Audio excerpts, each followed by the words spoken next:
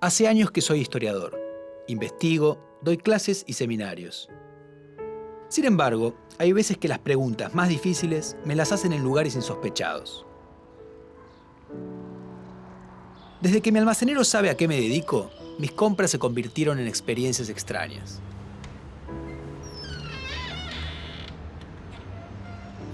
Buen día. Vieja, llegó el historiador. Hola, Felipe, ¿todo bien? ¿Cómo anda? ¿Todo en orden? ¿Qué va a llevar? Y para una picadita. Escúcheme una cosa. Estuvimos discutiendo con la vieja y no nos pusimos de acuerdo. ¿Cuál es su prócer preferido? De lo más grande. Ese que tiene el nombre de ferrocarril. Y Belgrano. Yo decía, Belgrano, grande, Belgrano. Uno agarra el mapa y se fija, es el ramal que más kilómetros tiene. Es verdad, no me he dado cuenta. Historiador, ¿cómo es que no quedan más hombres como ese?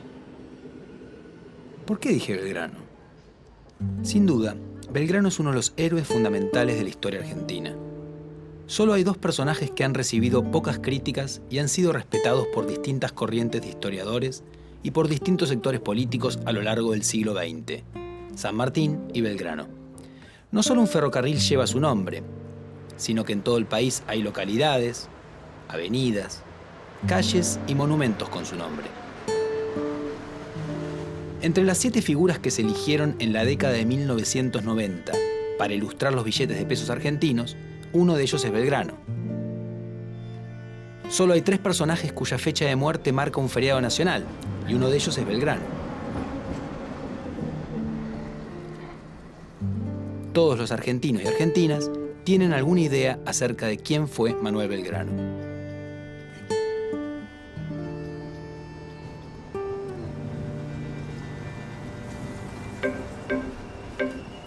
Manuel José Joaquín del Corazón de Jesús Belgrano nació en Buenos Aires el 3 de junio de 1770. Su padre era oriundo de Oneglia, en la región de Liguria, que actualmente pertenece a Italia. Su nombre era Domingo y su apellido original era Peri, pero lo cambió por Pérez para españolizarlo al instalarse en el Río de la Plata. Luego adoptó otro apellido, Belgrano. Una leyenda dice que se debió a que producía buen trigo, un grano bello. Se casó con María Josefa González Casero, nacida en Santiago del Estero. Era dueño de una de las fortunas más importantes de Buenos Aires.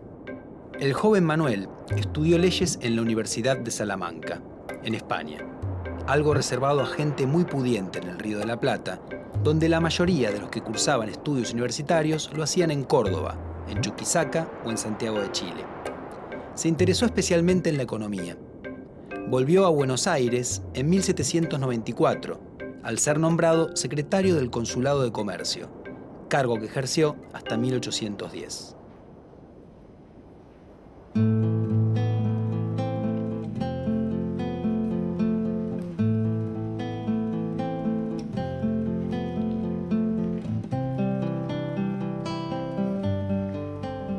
¿Quién era el padre de Belgrano? Y el padre era italiano. De hecho, el apellido de él es distinto al que después trascendió, que es Domingo Belgrano Pérez.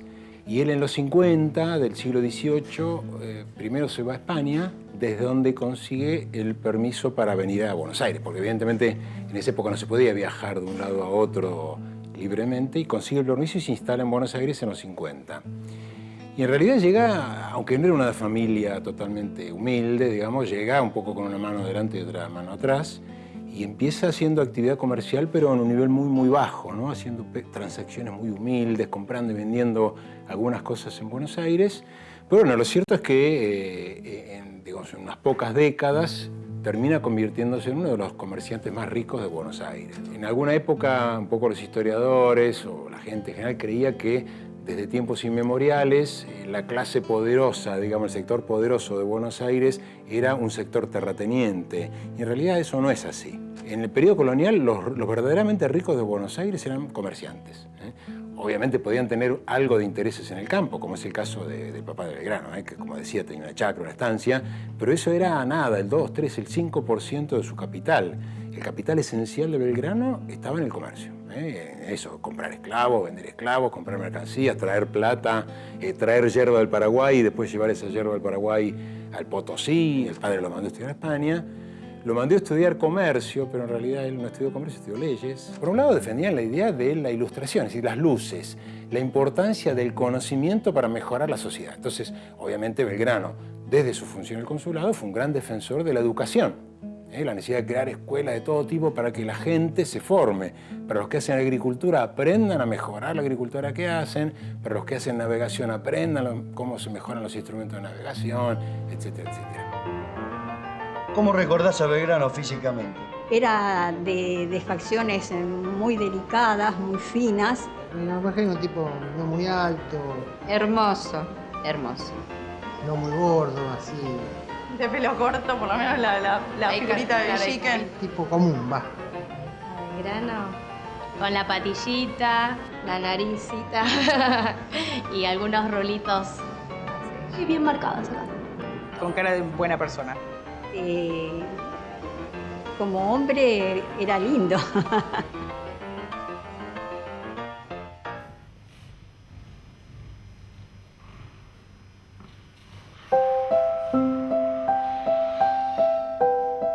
En Argentina hay muchos archivos que conservan documentos con los cuales los historiadores intentamos reconstruir el pasado. El Archivo General de la Nación es el más importante.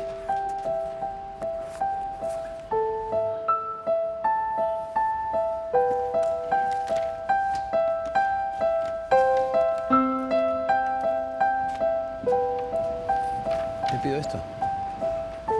El archivo de fotografía tiene una colección impresionante. Aunque obviamente en la época de Belgrano no existían las fotos, se pueden encontrar algunas de cuadros que lo representan y de lugares ligados a su persona, y también de homenajes posteriores.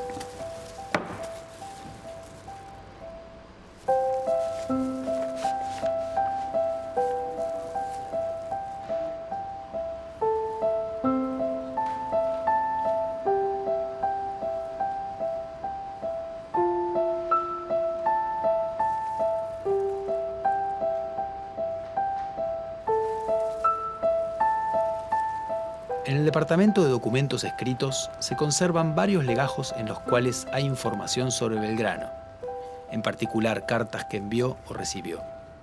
Los legajos se ordenan por tema y varios de ellos remiten a Manuel Belgrano. Esta es el libro de matrículas del Colegio de San Carlos, donde asentaban también los exámenes de gramática y de filosofía. Y tenemos al alumno Manuel Belgrano.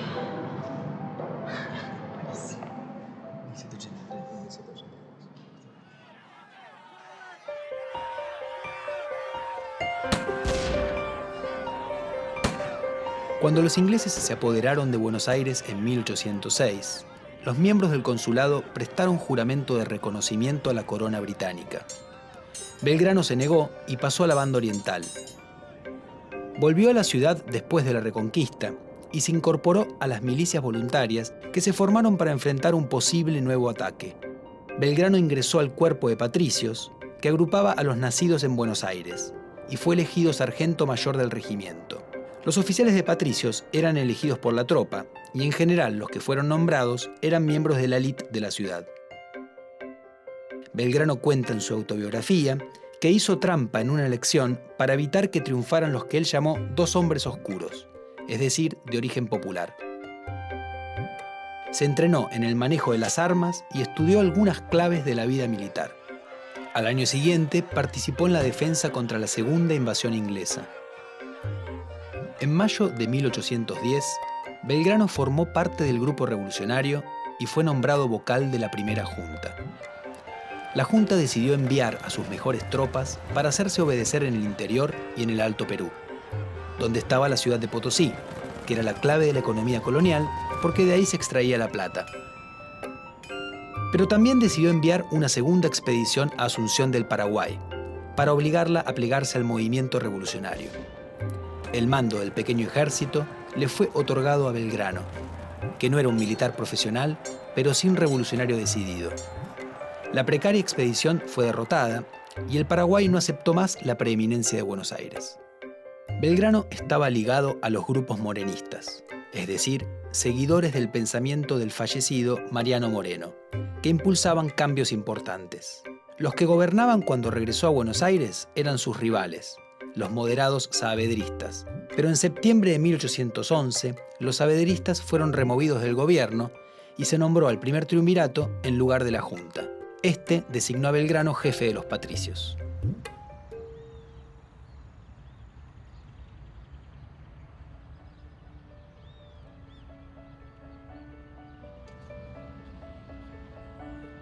En 1812, Belgrano fue enviado a establecer 2 baterías de cañones en el río Paraná, junto a la villa del Rosario.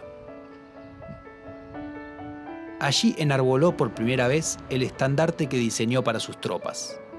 El triunvirato no quería que se creara un pabellón, porque eso ahondaría el camino a una ruptura total con la monarquía española, paso que todavía no gozaba de consenso entre la dirigencia rioplatense. Pero Belgrano decidió seguir adelante y creó la bandera.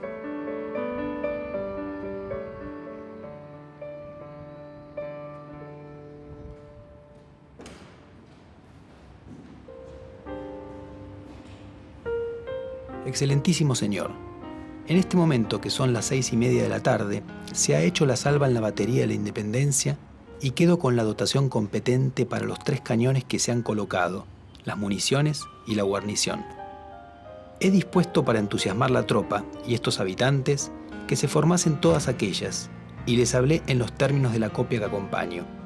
Siendo preciso enarbolar bandera y no teniéndola, la mandé a hacer blanca y celeste, conforme a los colores de la escarapela nacional. Espero que sea de la aprobación de vuestra excelencia. Dios guarde vuestra excelencia, Rosario, 27 de febrero de 1812. Manuel Belgrano.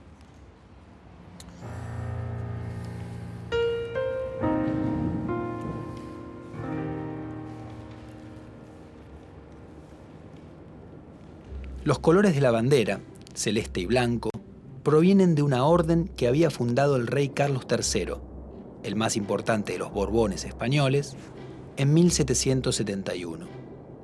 Carlos III era devoto de la Virgen María en su advocación de la Inmaculada Concepción, que tenía un manto celeste y blanco, y de allí tomó los colores de su orden.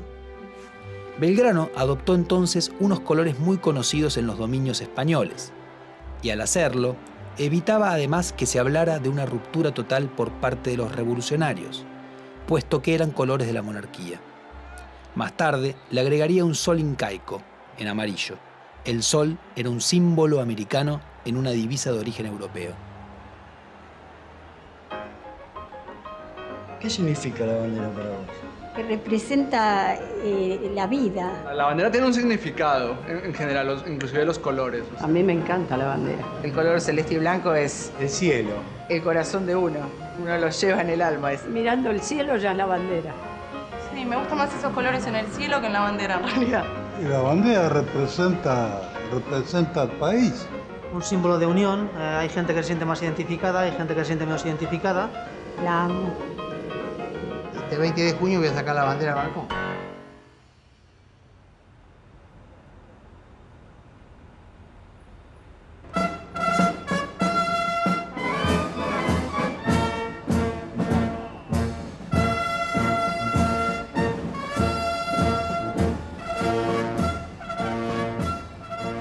El 2 de junio de cada año, los profesionales de las ciencias económicas celebran el Día Nacional del Graduado en Ciencias Económicas, instituido en virtud de que ese día del año 1794 el doctor Manuel Belgrano, primer economista argentino, asumió el cargo de secretario del Consulado de Buenos Aires.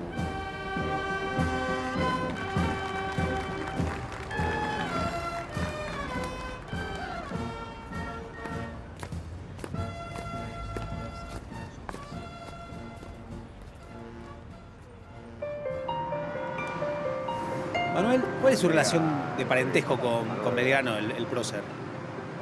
Soy quinta generación, chosno nieto, en forma directa, por la rama de su hija Manuela Mónica, en el colegio, ¿no es cierto? Cuando uno empieza a estudiar y bueno, cada vez que se nombraba Manuel Belgrano se daba vuelta toda la clase para mirarme. Hay gente que le llama la atención, gente que se lo toma en chiste, que no lo cree. Sí, creen que... cree que es un chiste que le están haciendo. En todas las generaciones siempre hubo un Manuel y bueno, mi hijo tiene el nombre completo del general, Manuel José Joaquín del Corazón de Jesús. Un auténtico belgraniano. Sí. Después de su paso por Rosario, Belgrano fue enviado a hacerse cargo del desorganizado Ejército del Norte, que luego de la Revolución había ocupado el Alto Perú, la actual Bolivia, pero después había sido vencido y estaba en retirada. En la ciudad de Jujuy hizo bendecir la bandera por él creada y motivó a los restos del ejército. En esa emergencia, Belgrano ordenó a los pobladores de Jujuy y de Tarija abandonar sus casas y bienes para no dejar nada al alcance del ejército enemigo que avanzaba hacia el sur. Se aplicó la política de tierra arrasada y se incendiaron campos sembrados. El movimiento pasó a la historia como el éxodo jujeño. Belgrano logró reorganizar el ejército en Tucumán y allí, pese a que las autoridades en Buenos Aires no querían arriesgarse a hacerlo, decidió enfrentar el avance de los contrarrevolucionarios. Los derrotó en la decisiva batalla de Tucumán, en septiembre de 1812, uno de los combates más importantes de la Guerra de Independencia Sudamericana. Avanzó luego hacia el norte y volvió a triunfar en Salta, en febrero de 1813. Entusiasmado, continuó hacia el Alto Perú, pero allí fue vencido en 2 batallas, Vilcapugio y Ayohuma, y su ejército sufrió bajas enormes. Después de eso, debió entregarle el mando al general José de San Martín, enviado desde Buenos Aires. Belgrano volvió a esa ciudad y decidió donar el dinero que el Estado le otorgó por las victorias de Tucumán y Salta para la construcción de escuelas en las ciudades de Tarija, que hoy es parte de Bolivia, Jujuy, Salta, Santiago del Estero y San Miguel de Tucumán. Pero en medio de las convulsiones de la guerra no se construyeron. En 1814 viajó a Europa para negociar apoyos a la Revolución Rioplatense, pero no tuvo éxito. Europa estaba derrotando a Napoleón y con el retorno del absolutismo en todo el continente, cualquier movimiento revolucionario era considerado algo terrible. Eso convenció a Belgrano, que antes era más radical, a proponer una monarquía constitucional para independizar a los territorios revolucionarios. Pensaba que eso sería mejor aceptado. Lo expuso en 1816 ante el Congreso que declaró la independencia en Tucumán. Independencia en la que intervino activamente, presionando a los congresales para que dieran ese paso. Su propuesta era entronizar a un descendiente de los incas llamado Juan Bautista Túpac Amaru, sobrino del famoso Túpac Amaru, que había sido descuartizado después de rebelarse contra el dominio español en los Andes. La idea permitiría ganar la adhesión de las poblaciones originarias andinas y daría una legitimidad americana a una monarquía.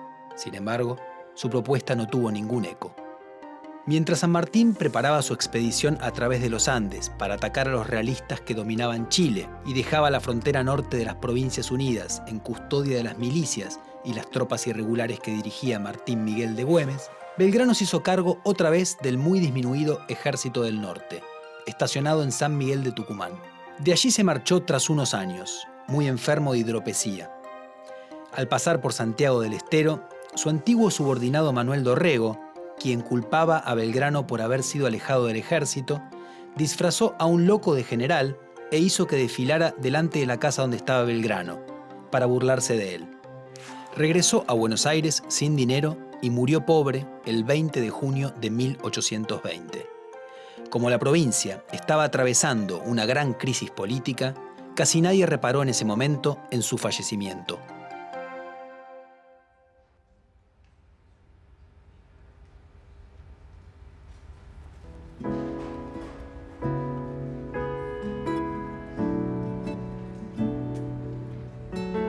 El Estado Nacional efectivamente existente, el que se dota de un panteón y de este modo se hace legítimo, héroes que han venido a fundar la nación que hoy es la nación.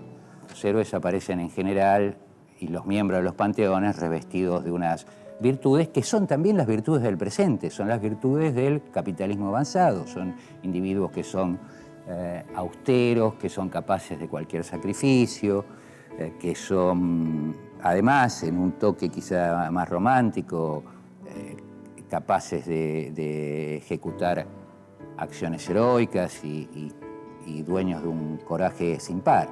En la escuela primaria, en el caso de Belgrano, y en el caso de otros próceres, no solo de Belgrano, lo que ocurre es que al estar asociado a Belgrano a la bandera, la insistencia sobre él quizá fuera mayor, decía, en las aulas, en la escuela, se desplegan una serie de procedimientos y de prácticas que ratifican, remachan la importancia de filiarse con el panteón de héroes nacionales, y los procedimientos todavía hoy en día están en buena parte vigentes, ¿no?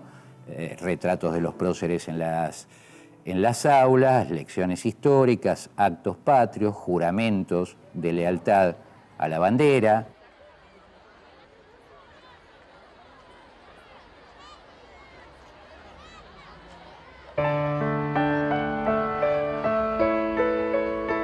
¿Cómo Belgrano se transformó en prócer? En los años que siguieron a su muerte, con la situación política más calma, se lo empezó a recordar. En la década de 1850, Bartolomé Mitre lo eligió como el personaje a través del cual contar la revolución y la independencia, otorgándole un lugar fundamental. Fue uno de los primeros héroes históricos en tener un monumento, que se erigió en su memoria en Buenos Aires, en Plaza de Mayo, en 1873. En 1938 se decidió que la fecha de su muerte iba a ser un feriado nacional, el Día de la Bandera, y se inició en Rosario la construcción de un monumento para homenajearla.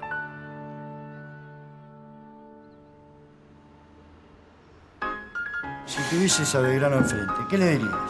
Que gracias por todo lo que nos ha dado y que lo amo con todo mi corazón. Yo le diría a Belgrano que es un grande.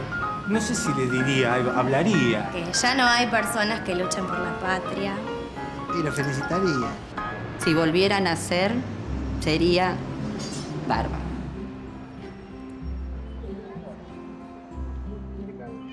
¿Cuál es tu relación con Manuel Belgrano, tu parentesco? Yo soy chosno. El chosno es la quinta generación. Es hijo, nieto, bisnieto, tataranieto y chosno. Manuel Belgrano tuvo dos hijos naturales. Uno de ellos fue Pedro Pablo Rosas, que es de quien desciendo yo, que Manuel lo tuvo con una dama porteña llamada María Josefa Escurra. Tuvo familia en una de las estancias de Rosas, su cuñado, en la provincia de Santa Fe. A mí me lo ha contado mi padre desde que yo era chiquito y bueno, así lo supe, se fue transmitiendo de generación en generación. Lo sé yo, lo han sabido todos mis hermanos, así se ha enterado mi padre y así se habrá enterado mi abuelo también. La imagen de Belgrano que se da en la escuela es la que a nivel país se ha hecho trascender. Creador de la bandera, ganó la batalla de Tucumán, ganó la batalla de Salta, y paremos de contar, cuando sabemos que eso es una milésima parte de todo lo que hizo. Te cuento que hace algo más de 30 años asistí a un acto en homenaje a Manuel Belgrano en el convento de Santo Domingo, que es donde está enterrado.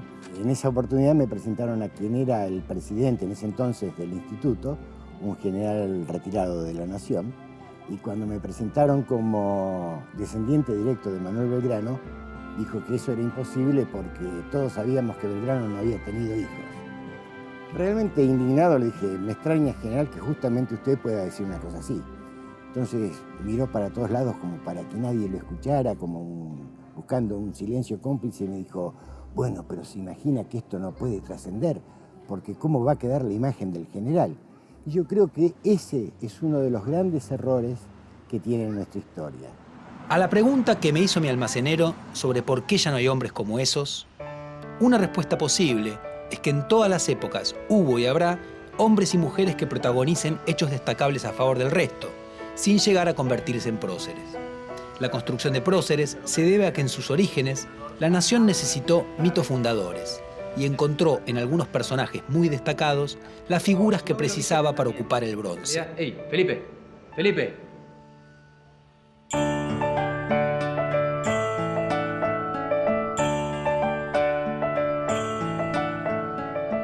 Poder ir más allá de la construcción del prócer Belgrano sirve para dejar de ver a un prohombre excepcional y conocer a un ser humano cuya pasión no se limitaba solamente a sus ideales y que a pesar de sus muchos problemas siempre siguió sus convicciones.